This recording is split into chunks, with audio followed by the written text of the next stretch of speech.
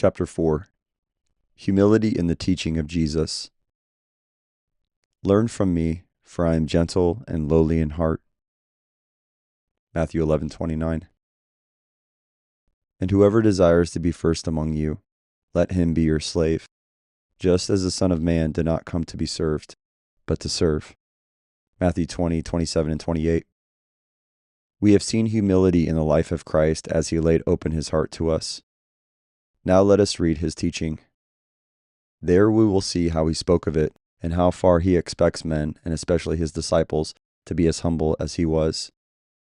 Let us carefully study the passages, which I can do little more than quote, to receive the full impression of how often and how earnestly he taught it. It may help us to realize what he asks of us. What Jesus taught about humility. The blessings of heaven and earth. Look at the commencement of his ministry. In the Beatitudes with which the Sermon on the Mount opens, he said, "Blessed are the poor in spirit, for theirs is the kingdom of heaven. Blessed are the meek, for they shall inherit the earth." Matthew 5:3 and 5. The very first words of his proclamation of the kingdom of heaven reveal the open gate through which alone we enter. To the poor who have nothing in themselves, the kingdom comes. For the meek who seek nothing in themselves, theirs will be the earth. The blessings of heaven and earth are for the lowly. For the heavenly and the earthly life, humility is the secret of blessing. Perfect rest for the soul. Learn from me, for I am gentle and lowly in heart, and you will find rest for your souls. Matthew 11:29. Jesus offered himself as teacher. He told us of the spirit that we find in him as teacher, a spirit that we can learn and receive from him.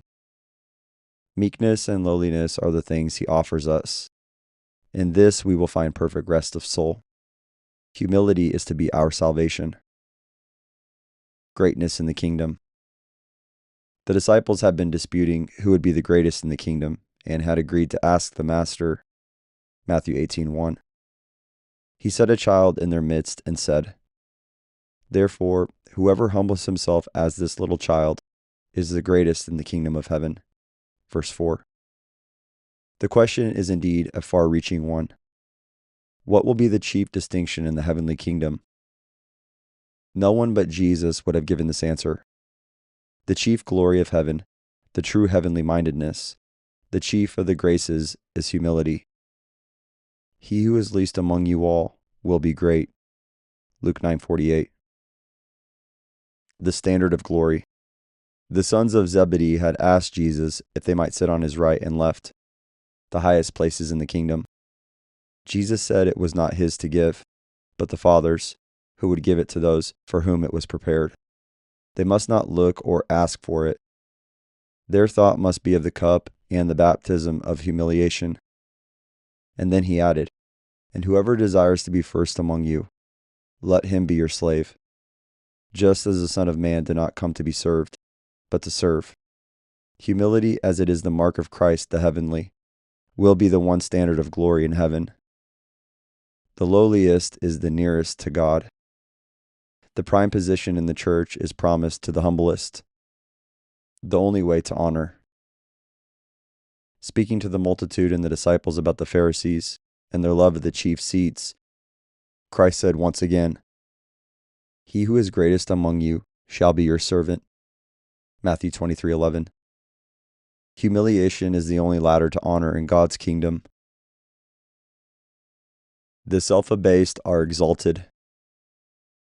On another occasion in the house of a Pharisee, he spoke the parable of the guest who would be invited to come up higher. And he added, "For whoever exalts himself will be humbled, and he who humbles himself will be exalted." Luke 14:1-11. The demand is inalterable. There is no other way. Self-abasement alone will be exalted. Worship in humility. After the parable of the Pharisee and the publican, Christ spoke again. "Everyone who exalts himself will be humbled, and he who humbles himself will be exalted." Luke 18:14. In the temple and the presence and worship of God, Everything is worthless that is not pervaded by deep, true humility toward God and men. The essential element of discipleship. After washing the disciples' feet, Jesus said, "If I then, your Lord and teacher, have washed your feet, you also ought to wash one another's feet." John 13:14. The authority of command, example, and every thought, either of obedience or conformity, makes humility the first and most essential element of discipleship. The path in which Jesus walked. At the Last Supper table, the disciples still disputed who should be greatest, and Jesus said, "He who is greatest among you, let him be as the younger, and he who governs as he who serves." Luke 22:26. The path in which Jesus walked and that he opened up for us, the power and spirit in which he brought about salvation and to which he saves us, is the humility that always makes the servant of all. Becoming a servant of all. How little this is preached, how little it is practiced, how little the lack of it is felt or confessed. I do not say, how few reach some recognizable measure of likeness to Jesus in his humility. How few reach some recognizable measure of likeness to Jesus in his humility. But rather, how few ever think of making it a distinct object of continual desire or prayer. How little the world has seen it. How little it has been seen in the inner circle of the church. Whoever desires to be first among you, let him be your slave. God wants us to believe that Jesus meant this. We all know what the character of a faithful servant or slave implies: devotion to the master's interests, thoughtful study and care to please him, delight in his prosperity, and honor and happiness. There have been servants on earth in whom their dispositions have been seen, and to whom the name of servant has never been anything but a glory. To many of us, it has been a new joy in the Christian life to know that we may yield ourselves as servants, as slaves to God, and to find that his service is our highest liberty, the liberty from sin and self. We need now to learn another lesson, that Jesus calls us to be servants of one another, and that as we accept it heartily, this service will also be a most blessed one. It will be a new and fuller liberty from sin and self. At first it may appear hard. This is only because of the pride that still considers itself to be something. If we learn that to be nothing before God is the glory of man, the Spirit of Jesus, and the joy of heaven, we will welcome with our whole hearts the discipline we may have in serving even those who try to trouble us. When our own hearts are set upon this, the true sanctification, we will study each word of Jesus concerning humility with new zeal, and no place will be too low for us. No stooping will be too deep, and no service too lowly or too long continued, if we may only fellowship with him who said, "I am among you as the one who serves." Luke 22:27. Brothers and sisters, here is the path to the higher life. Down, lower down. This is what Jesus always said to the disciples who were thinking of being great in the kingdom, and of sitting on his right hand and his left. Do not seek or ask for exaltation.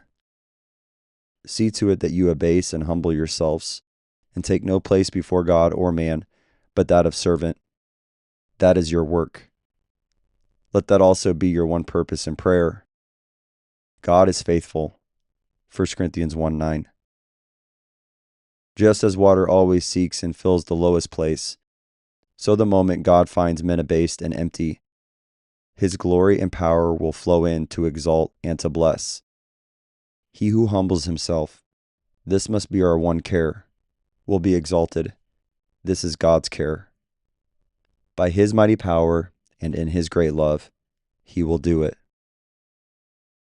People sometimes speak as if humility and meekness will rob us of what is noble and bold and manlike. Would that everyone believe that this is the nobility of the kingdom of heaven.